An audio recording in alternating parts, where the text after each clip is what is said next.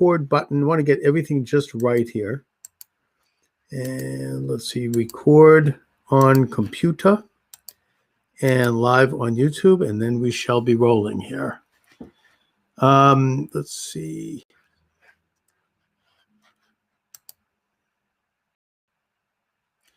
I should probably do this in advance, but then, that's a debate. If I do it in advance, then there might be just me yammering. All right, here we go. Let's see. So we've got the live stream meeting going on. So the show, as I mentioned, live streams on about 10 different platforms plus TikTok. And of course, the flagship station still is YouTube. But trying to diversify. Right. There we go. So Michael Schmidt is with us. Thank you for joining me, everyone. Charles Moscowitz live Monday through Friday, 12 to 1 p.m. We also take phone calls, 617-396-4958, 617-396-4958. Michael is a columnist with Politicrossing. He's got a column up, his latest being Charting a Course to History's Dead End. So, Michael, let's go right to that.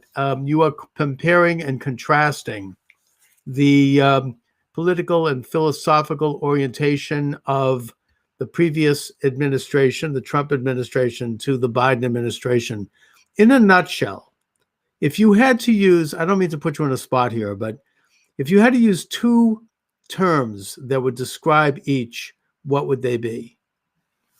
Oh, I would say and the Trump administration, I think, engaged very much in a foreign policy process, much like the Reagan administration, where it was peace through strength, by working on building up the military, by engaging and not appeasing our enemies, but understanding who the enemies were and engaging them through a little more aggressive foreign policy, and also backing up our allies, letting our allies know that, hey, we got your back, whether that was Israel, whether that was, Taiwan, and China, that whole ordeal that's going on over there. It's just a matter of taking a foreign policy approach where everybody kind of knows where you stand, because the previous administration, the Obama administration, 8 years would be what I would call basically appeasement, and it was people that were generally our allies were miffed by the Obama administration and put aside, and people that were rogue nations that you would have thought would be dealt with on a much more harsher level, they basically cozied up to, whether it was Iran, whether it was China, whether it was Russia, and whether it was Islamic terrorism. I mean, you look at what happened with Islamic terrorism during the 8 years of Obama. I mean, look at how many terrorist attacks there were. And maybe my memory is short, and maybe you can help me out, but I don't remember any Islamic terrorist real incidents during the 4 years of Trump. No, I don't think so. I don't think so. I mean, I would describe the difference as that Trump is a nationalist and a populist, whereas Obama, slip of the tongue, same difference, I suppose. Yes. Biden is an internationalist and a liberal. Yes. And by nationalist, I mean that he was putting the interests of his nation first, asking other nations to put the interests of their nations first, because the nation state is a progressive idea. And that didn't mean that he was not engaging with the rest of the world. He was, from a position, as you say, with Reagan's doctrine of peace through strength. And the result was that there were no wars. There was a de-escalation of American engagement in Afghanistan and Iraq. There was a move toward getting NATO allies to pay for their own defense. After all, World War II has now been over for almost a century. And there was an improvement with the relations with North Korea, not a diplomatic relation, but at least you'll note they stopped with the missile testing. during his years, except maybe in the very first months. And generally speaking, a strengthened position in terms of trade with China for sure, standing up to Chinese aggression, and yet not in a sense of having a war. Whereas with Obama, or Biden, I should say, it's back to the old regressive international, perpetual war policy for perpetual peace. That was laid out by historian Charles Austin Beard in the 1920s in his book entitled Perpetual War for Perpetual Peace. That's been the American doctrine since then. And we're back to that, America basically serving as a kind of a tool of a world order, what they're now calling the Great Reset. And, it's not good for sovereignty. It's not good for the future of the citizen. And as far as like the populism goes, he stood for localism. He stood for limited government. He stood for the sovereign right of the citizen under God being predominantly focused on the individual under God, and that the state would be there to protect, preserve, and defend those rights. That is the American political philosophy. Rights come from the creator and not the state. Whereas with Biden, he's a liberal, and it's essentially the state grants rights. The state acts as a kind of like the divine right of kings. They edict, they send down executive orders. There's no input from the people with regard to the types of laws that we are going to have to live under through our elected representatives. I mean, he issued over 50 executive orders. As you say, in the first month of office, I think that Trump probably issued 5, maybe at most. Even Obama didn't issue that many. And so you have essentially rule by decree. And, there's nothing, not a word barely said about it in the media, because they basically put him in power. Yeah. Well, and my article was, I wanted to do a foreign policy piece because as you know, with my writing, I try to use history as a guide. Yeah. And very much, you can, whether you say history repeats itself or not, I mean, that's open for debate. We can have a debate on that. But it definitely, you can find parallels. And I think we can find a parallel between 1930s Germany and modern day China and the path that we're going down. And really the point of my piece was, do we want to go down that path again? Do we want to do what Europe did and what Neville Chamberlain did and appease a growing threat to the world? And, if we go down that path again, then we push ourselves to the brink of a possible World War III. And I don't think anybody wants that, especially after what's going on with this whole virus mess. And, the world is anybody, no matter what your opinion was of Donald Trump, I don't think you can have an argument to say that the last 4 years under the Trump administration have been a relatively peaceful 4 years. I think they have been completely peaceful. I mean, maybe he might have he lobbed a bomb here and there, which was very targeted against a specific enemy that was trying to kill us. You mentioned, you make a parallel historically between the early days of Nazi Germany and what's going on today, and certainly what's going on in China.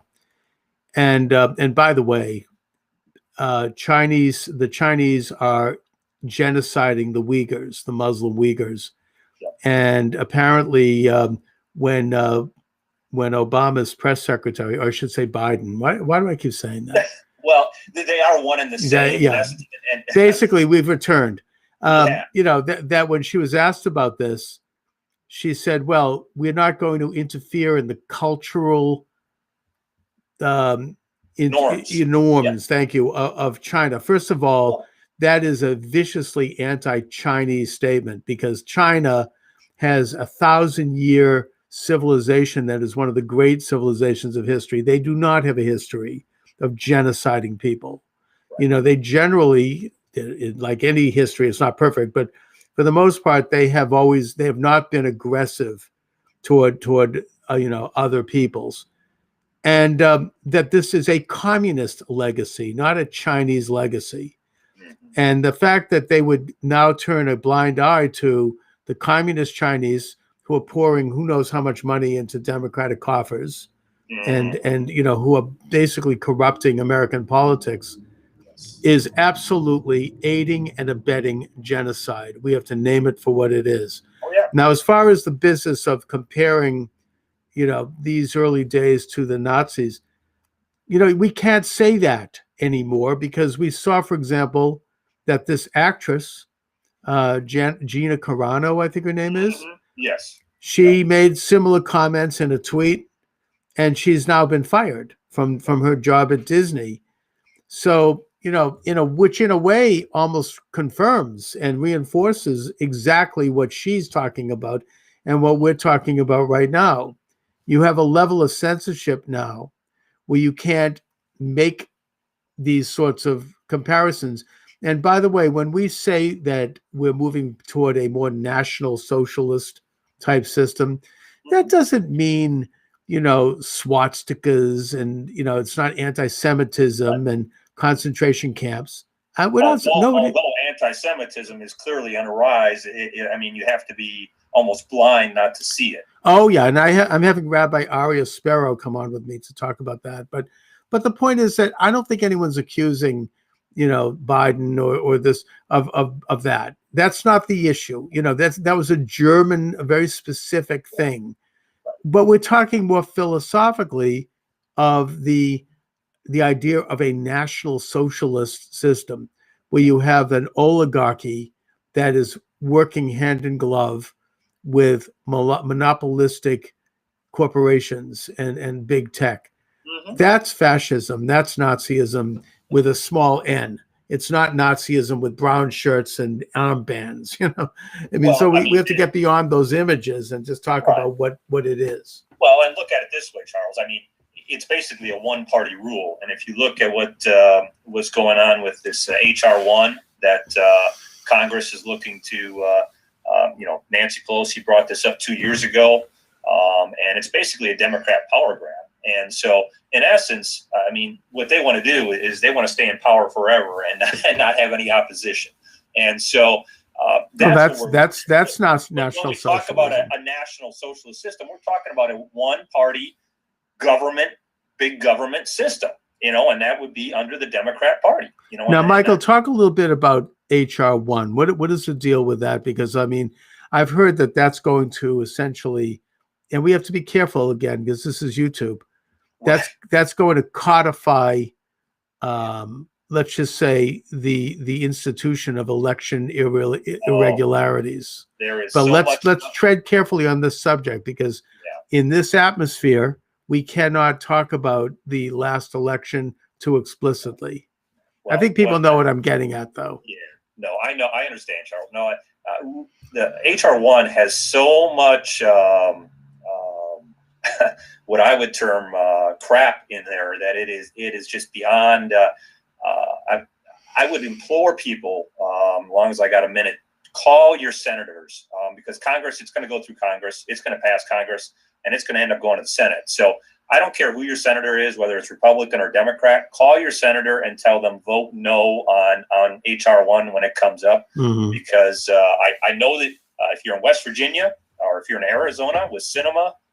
West Virginia with Manchin, and also Montana with Tester. By golly, get on the phone and holler at, you know, don't be rude, but call up their offices and talk to them and say, hey, you know, I'm watching, and this bill needs to be voted down. Yeah, and even if it might seem like a waste of your breath, if you're here in Massachusetts, call Elizabeth Warren.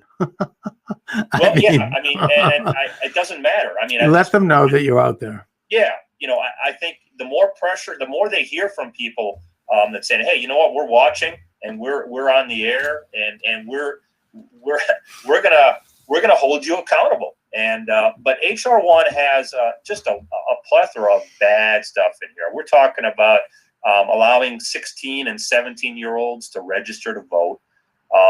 They're talking about well, by the way, isn't that something that has to be done by an amendment? Like there was a constitutional amendment that passed in 1969 which lowered the voting age from 21 to 18. They can't just do that by fiat. There has to be, that is a fundamental change in law. You cannot, Congress doesn't even have the power to do that. That has to be done by amendment, my understanding. Yeah, they want to also mandate a 14 or 15-day mandatory before 2 weeks before election day. Basically, have it an election, almost an election month, where you can come and vote. Right. There's going to be no purging of rolls. If anybody, so what happens if there's no? First of all, that's an interference in the states.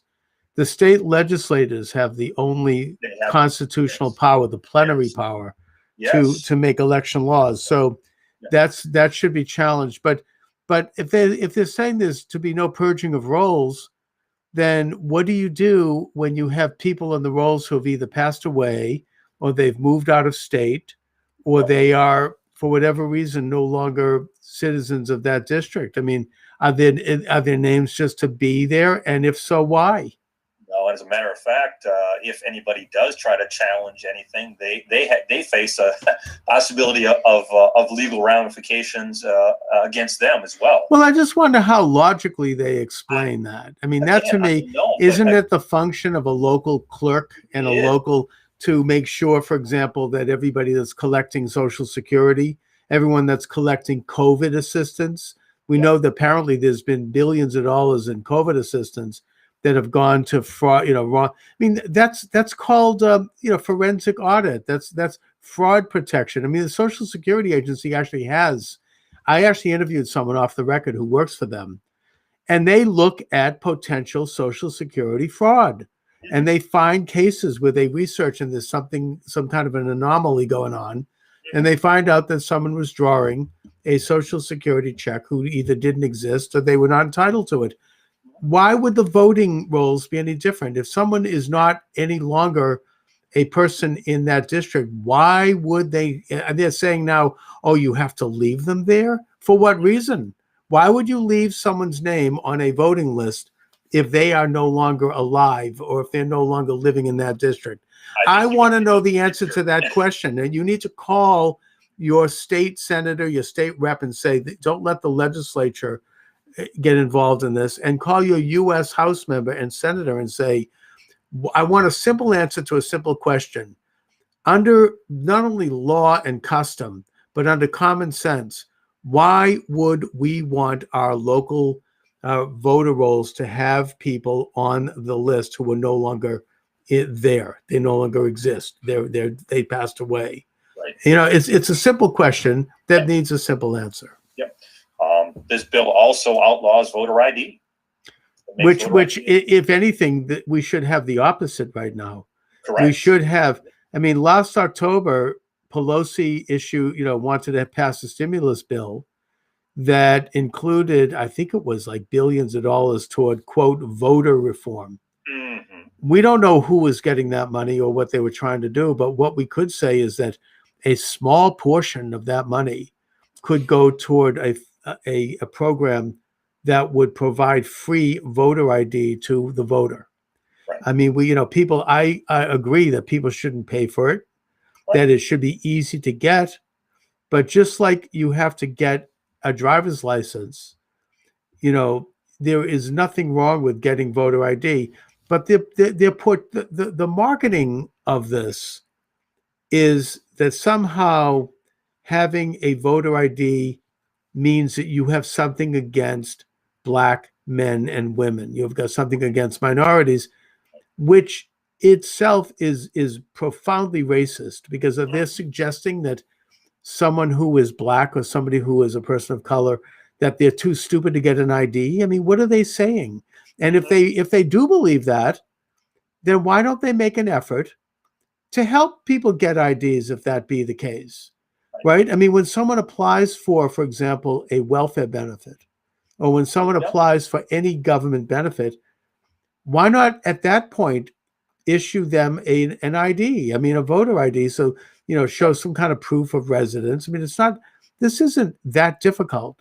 No. And the whole thing is, it was cooked up by this phony organization called the Brennan Institute, Brennan Center for the Constitution, whatever they call it. They gave it some nice sounding name.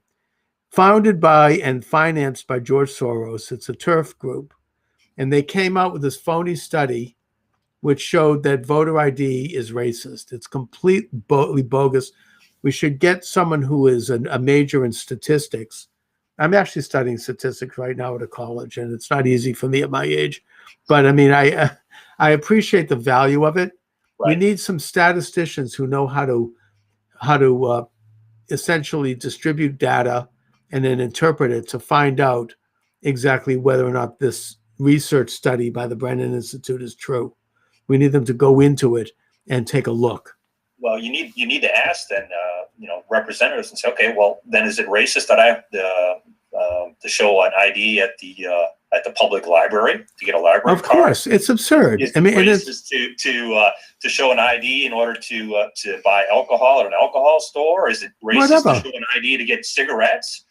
Well, I mean, the whole premise of it is bogus. Black people and brown people and Asians and everyone else are perfectly just as capable of getting an ID as white people. I mean, this is just false. And if someone is having a problem getting an ID, then sure, of course, I don't think it happens, but if it does, it's an outlier, as they say in statistics. Right. Then they can get help. It's that simple. I mean, this is ridiculous. So, but they want to essentially ban that. I mean, so we're never going to have another free election. We're never going to have another honest election if this bill goes through. HR 1 for the People Act, but I would rename it for the Democratic Party Act, because in essence, that's what it is. It's a raw power grab, is what it is. It's for these hacks who are paying for vote counters, like what apparently Zuckerberg did, and other people to go into and do things we can't talk about right now because this is YouTube. Right. And I mean, it's institutionalizing what we're talking about in terms of the philosophy that's going on here. Yes. So Michael, back to you. HR 1 cuts really right to the chase of what we were talking about as far as a one-party system and really, trying to solidify their power. So. Right. So your article is on Politicrossing.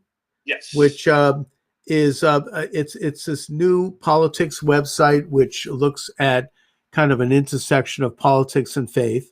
Mm-hmm. The article is entitled "Charting a Course to History's Dead End," where you take a look at historic antecedents as a way of looking at American policy now, both foreign and domestic. We've talked a little bit about the foreign policy. Appeasing the communist Chinese is the big one, and turning a blind eye on the Uyghurs, which is something that Democrats, this isn't new. I mean, Jimmy Carter turned a blind eye on the Cambodian genocide, right? I mean, Clinton turned a blind eye on the Rwandan genocide. So we're not talking about, we could even say that FDR ignored the Holocaust.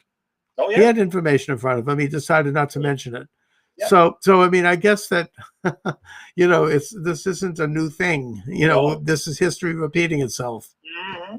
Yeah, very much so. And I wanted to look at it from a foreign policy standpoint, and I kind of do it more in a broader sense, because weakness invites aggression, and we've seen it throughout the course of history. And so, and now whether or not your enemy whether or not you actually are really weak, or your enemy perceives you as being weak, it really doesn't much matter. If that, the old saying is perception is reality, right? So if they perceive you as being weak, then they will take advantage of you. And the point of my piece was really the sense to try to let people understand that we're going back down a road again that we don't want to be going back down. We're making the world a much more dangerous place than we need to. By charting a course on these particular policies that history has showed us has failed, we're beating our heads against a brick wall again. But yet you have to look at who the presidents surround themselves with. And if you look, a lot of Biden's people that he has in his administration are all a lot of former Obama acolytes. Oh yeah, they're all. I mean, unfortunately, Trump also brought in a couple of real winners. I mean, there's no question about that. I mean, that's one of the criticisms. He didn't take a harder look at some of the people that he surrounded himself with, and many of them were not loyal to the principles that he was elected to try to implement. But in the case of Biden, I don't know if it's an issue of loyalty. They all are on the same page. They're all on the same page. Yeah, right. So we have, we also have, and this is something that you've commented on, what I would describe as a culture kampf in this country right now. The culture kampf, of course, happened in Germany in the late 19th century under Bismarck, when essentially the Catholic Church was purged in Germany. Priests were forced out of the country. There were people who were arrested. There was a crackdown on, in the broader sense, on faith, and a move more toward a socialistic system under Bismarck, a sort of a strong, in a way, it was the first National Socialist movement in Germany, where you had this strong imperial state that was based on Hegelian models and also on Nietzsche, the idea of the will as being the primary force in life. And there was also this German thinker, Oswald Spengler, who talked about, he's English, I think, who talked about the nation state as literally having a life, like a birth, an adolescence, a growth, then a climax, and then a decline and a death. And that the state became a living organism that people would just be appendages of. In other words, the rights would not come from the creator, which is the American philosophy of government. Rights would come from the state, and that the state itself was a living organism, and that we were all just a part of it. And I think we're undergoing something like that now. It's an American version of a culture kampf. Yeah, I wrote, and we talked about it a few weeks ago, but the American version of a cultural revolution, and kind of going back to Mao's Cultural Revolution in China. Yes, and you can see very, very similar, mechanisms at play here in America. Look at what's been happening. It was news the other day about Dr. Seuss books. Yeah, right. They books are now, and in fact, I saw a little something from, I think, the Epoch Times, that Amazon is now quietly beginning to censor books that they think might have said something either, against something that could be mildly viewed as racist, or something that's against the trans movement. Let's be careful here. This is YouTube.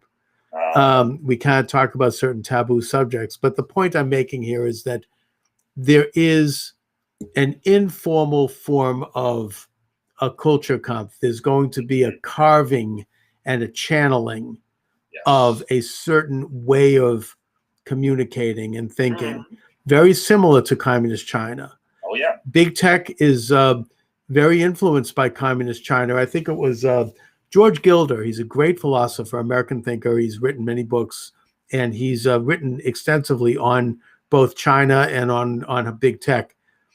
And I heard him give an interview recently where he said that China has a social score.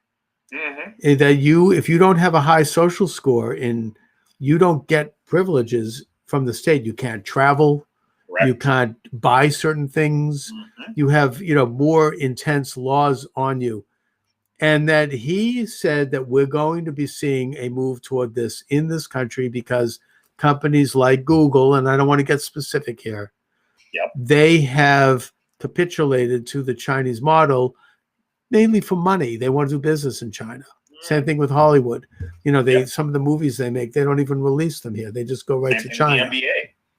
The NBA, I think, was it one of the owners criticized, said some tweets mildly supportive of the General rebellion. And that's right. In Hong Kong, you covered that. Yeah. And you had people like LeBron James and others all of a sudden get up and say, oh, this is terrible. So you have, it's going to hurt our business to criticize China. So you have this being transferred to America. At the time that I heard Gilder say this, and this is several years ago, this was before Trump was president, this is before anything. Mm-hmm. And I was like, oh, that's incredible. I don't think that could ever happen in America. That was my reaction. Mm-hmm. But, a lot of things that we never thought would happen here are happening. Oh, yeah. Well, I mean, we've talked about it in the past on our podcast interviews, but I mean, do you think 15, 20 years ago that people would have given up their rights so freely, their freedom and liberty for a virus? Right. I mean, even, that's interesting because, look, I mean, I'm terrified of this virus, and I think that we have to take precautions, but that's different than having these kinds of laws that come in. And I mean, that was, you take a look at, I don't think like in Europe, Germany never shut down their schools. Yeah. Sweden never even, and the Netherlands, they didn't have masks. I mean, and I don't know if their rates are higher or lower for that. I'm not here saying don't wear these things, don't do these things. I do it. Well, no, I think my overall point is the fact that, in American society, we've always felt that the individual has a choice of how to live their life. Right. It's that life, liberty, and pursuit of happiness. And every person chooses how they go about doing that. What we are seeing now over the last, year and a half is we're seeing that whole model being pushed away, and people are being almost numbed or trained to be re-educated to the sense that, okay, well, the state tells me I've got to wear a mask, then I guess I'll just go and wear a mask. And people are being trained to do that. So even when these mask mandates go away, I wonder what percentage of the American population are still going to be out every day wearing a mask, no matter where they are. Oh, I think a lot of people. They've been trained now to, and that's the point I'm trying to make is we're going away from what our founding fathers, built, and we're going more towards a statist, communist type regime model, totalitarian model. And that's where the red flags are. That's where we need to wake up a little bit and understand and try to move this course back towards our founding fathers. Because if we don't, we're running out of time, to be honest with you, Charles. I think so. And you talk about when you have a thing like the pandemic, I mean, it changes a culture. Mm-hmm. Any major event does. And I mean, my own doctor, I go in for my annual checkup, and she kind of thinks like I do on these things. And she said to me, I think that several of my patients are never going to stop with masks. It doesn't matter. They're never going to come out of the house. I mean, they're like, they're just in a state of fear. Yeah. And people have, are in this mindset. And, you're familiar, of course, with the Communist Manifesto. I think we've talked about this. And one of the planks of the manifesto and one of the strategies for implementing socialism was to examine a particular society that would be targeted, figure out what their weaknesses are, what their wedge politics are, and then exacerbate those, go in and create divisions. I mean, everyone knows that this is what Russia did in this country, even recently. They go in and they start to agitate. Apparently, there was a lot of Russian agitation around the George Floyd murder and killing, I should say, to create division. And they view the best way to divide the United States and weaken our fabric and our cohesion is by race agitation, because we are a multiracial country, one of the few in the world. And naturally, there is some racial tensions like there would be when anytime you have different people of different ethnic, racial, religious backgrounds living together, you're going to have differences, and there's going to at times be tensions. But the idea is to exacerbate those, whereas for the most part, we are cohesive as Americans, and to try to create more division than we need to have. And I would suggest that racial divisions in this country have weakened greatly, particularly since World War II. The integration of the army, the integration of sports, the integration of business. Black people have gone up. They've become more middle class. You have a weakening of the economic disparities. You have the removal of the, Jim Crow laws and other heinous things. You have the Civil Rights Act. These things have led to an improvement, but yet they are going back in with a microscope, and they're trying to push a new racism. I heard Megan Kelly talk about this. She was on with Bill Maher. I like to watch him once in a while. And she said, look, my kids, my two children, are in New York City schools. Yes, they're liberal. I understand that. Even though I'm right of center, that's not a problem. But they're getting this kind of micro education about that white people are evil, and that, have you ever considered being transsexual? I mean, again, we can't go into that. But I mean, just kind of this kind of woke education that is creating unnecessary conflict and division. And within young people, you were talking about elementary schools. And I think that they're trying to germinate more race division, more sex division, more any division they can come up with. I think you and I talked about this last time, Charles, with the American version of a cultural revolution, in the sense that, I call it Neo-Marxism, because it's almost a twist on the Marxist ideology, in the sense that Marxism is basically a class struggle, right? It's rich versus poor. It's the bourgeoisie against the proletariat. And you still see that. I mean, you look at, your senator there and her brand new wealth tax that she's proposing, okay? Oh, yeah, sure. So you still see that struggle is there, but I think more so it's this neo-Marxist, what I call it, in the sense that they're using race, gender, equality, equity, they're taking words. It's that wordplay issue again, where they're taking words and they're controlling what the words mean. They're changing the meanings of words to fit their ideology and to cause that division. And if you look back to the Obama years, I think that's where it started. I mean, Obama was really his whole career in Chicago was as a community organizer. Okay, so and you can see now, as he's gotten back out of office, he's doing that community organizing again. He's talking about reparations. He's talking about, I mean, that's 160 years ago, and yet he's trying to bring this all back again, and it's all trying to cut away and eat away at the foundations of America. And again, the 1619 project, all of this stuff is trying to cut away at the foundations of our country. And like Marx said, if you start breaking away and get people to forget about their foundations, and you tear that away from people, you can rebuild a new utopian society, if you will. Right. Well, sure. I mean, you create the synthesis and the antithesis. You clash them together. What they're trying to do. So. And look, there is a dialectic, of course, that's natural. We're not talking about that. We're talking about them isolating certain issues and then kind of through social engineering, crashing them together in order to weaken the fabric of the whole.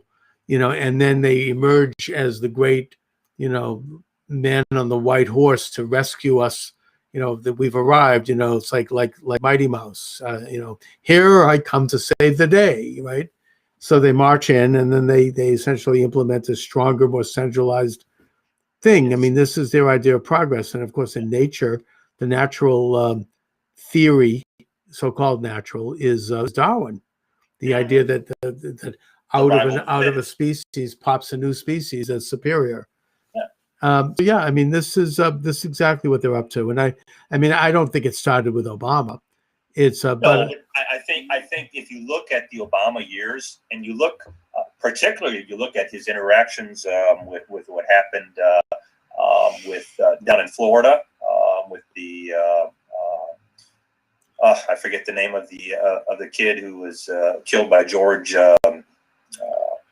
Oh, you mean Trayvon Martin? Trayvon Martin, and right? He said, it was innocuous, but he said, hey, if I had a boy, a son, he would look like Trayvon.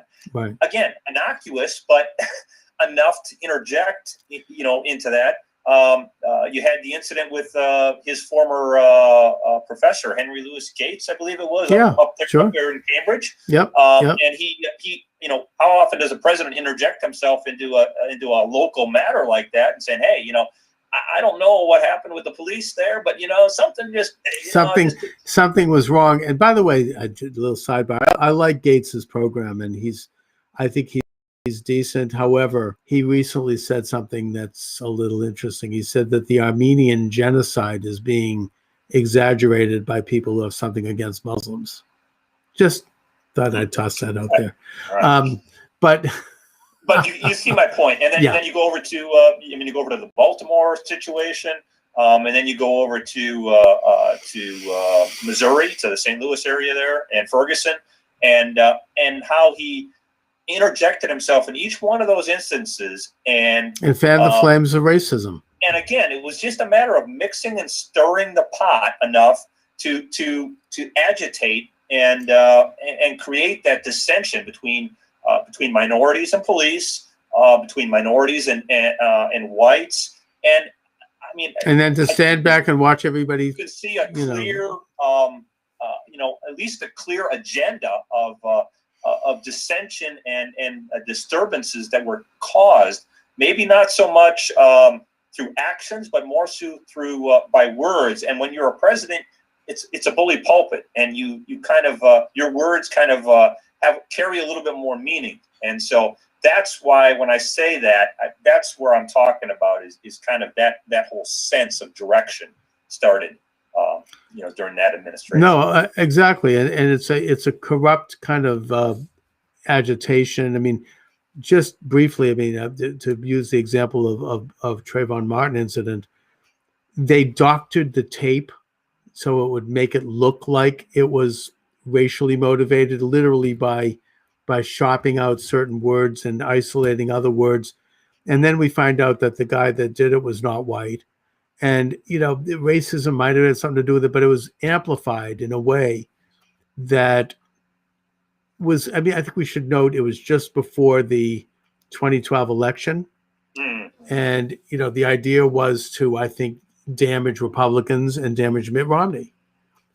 This is what Republicans do. They want to, they're gun crazy and, the stand and deliver and all this. And it was entirely a political ploy. And likewise with other events. So that doesn't mean that it can't. By the way, when President Trump came out with a very good package of police reform, it was rejected by people like my own Congresswoman here, Ayanna Pressley, and Democrats, because they didn't want Trump to look good. They didn't want to have Trump to have that on his record. So they stopped that. They also stopped humanitarian aid to children coming over the border from Mexico, because, again, that would make Trump look good. That one did pass, and we don't now, of course, we have the Biden cages, but that's a whole different subject. Anyway, so Michael, let my listeners and viewers know where they can read your articles and your newsletter. Yep, you can find me at politicrossing.com. I am contributing articles, usually about one article a week, and ranges from politics to some on faith and foreign policy, just a variety of different subjects depending what pops in my head. You can find me on LinkedIn. Just look up Michael Schmidt, and you can connect with me on there. I post a lot of my articles and stuff on there as well to read. You can find me on Twitter at BuckyBoyMike. I've got quite a bit of material that I tweet out on a daily basis, news stories, and you can follow my stuff there. And then, of course, there's my blog that I've written for the last 5 years, conservativethinker.net. Right. I've got 90 plus pieces that you can peruse, and a plethora of good stuff to read there and share. Excellent. And of course, you're a regular on this program. Yes. And I appreciate you having me as always. Always a pleasure. Yes. Always a pleasure. And you've got, so politicrossing.com is your newest information and opinion blog. Yeah. And so excellent, Mike. Listen, thanks so much as always. All right. Thank you, Charles. I appreciate the time. All right. Talk to you soon. Thank you. You bet. Bye. All right. Bye-bye.